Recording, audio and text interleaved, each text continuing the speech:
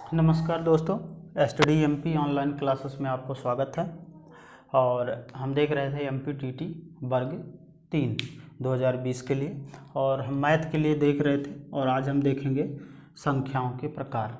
ठीक है, संख्याओं के जो प्रकार होते हैं वो संख्याओं के प्रकार, जो पहला पॉइंट होता है प्राकृतिक संख्या या प्राकृत संख्या या नेचुरल नंबर होते हैं।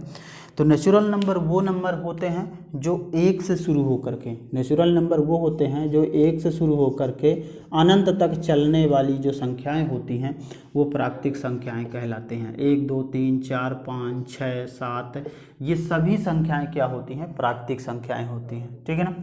इसके बाद है पूर्ण संख्याएं।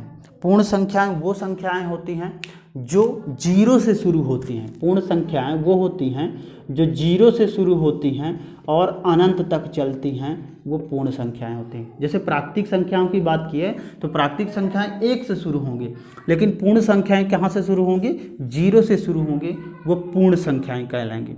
इसके बाद है पूर्णांक संख्याएं।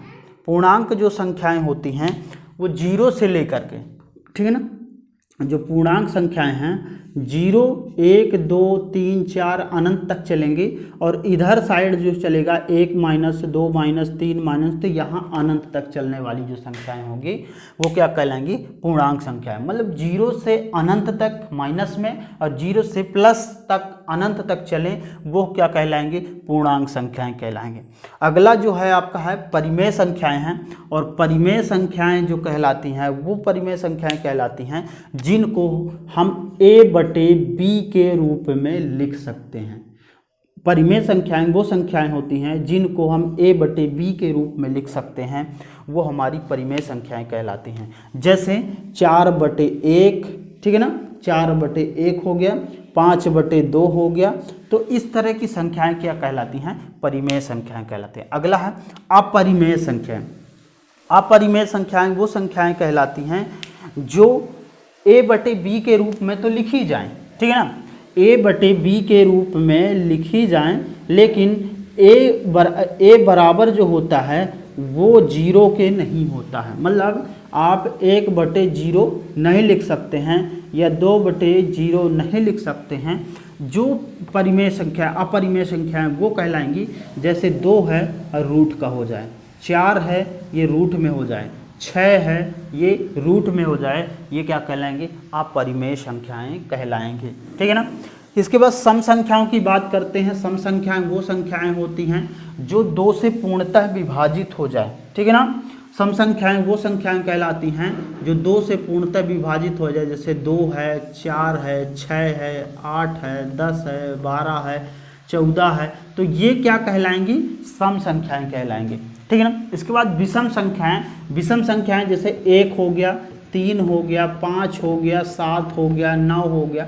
तो ये हमारी विषम संख्याएं होती हैं जो 2 से पूर्णतः विभाजित नहीं होती हैं। ठीक है ना। सम संख्याएं वो होती हैं जो 2 से पूर्णतः विभाजित होती हैं। विषम संख्याएं वो होती हैं जो 2 से पूर्णतः विभाजित नहीं होती। अभाज्य संख्याएं, ठीक है ना। इसके बाद है अभाज्य संख्याएं। और अभाज्य संख्याओं में जैसे हमने विषम संख्याएं ली, और विषम संख्याओं में 1 जरूर ले रहे हैं, लेकिन अभाज्य संख्या जो होगी वो 2 होगी। ठीक है ना।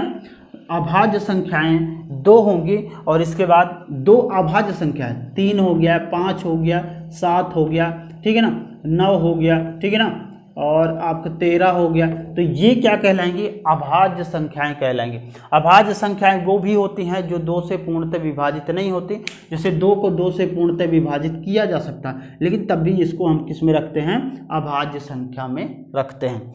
इसके बाद सह अभाज्य संख्याएं, जो आपकी सह अभाज्य संख्याएं होती हैं जिनका जैसे 2 है और 3 है, और इन दोनों का एलसीएम लिया जाए, ठीक है ना, एलसीएम लिया जाए तो 1 आए, वो क्या कहलाएंगी? सह अभाज्य संख्याएं कहलाएंगी। इसके बाद है पूर्ववर्ती संख्याएं।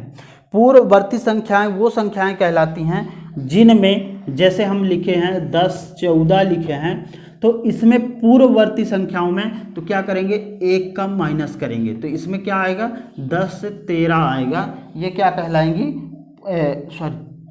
जो पूर्ववर्ती संख्याएं होंगी आपकी, तो जैसे हमने लिखा कि 10 14, तो इसमें एक क्या करेंगे?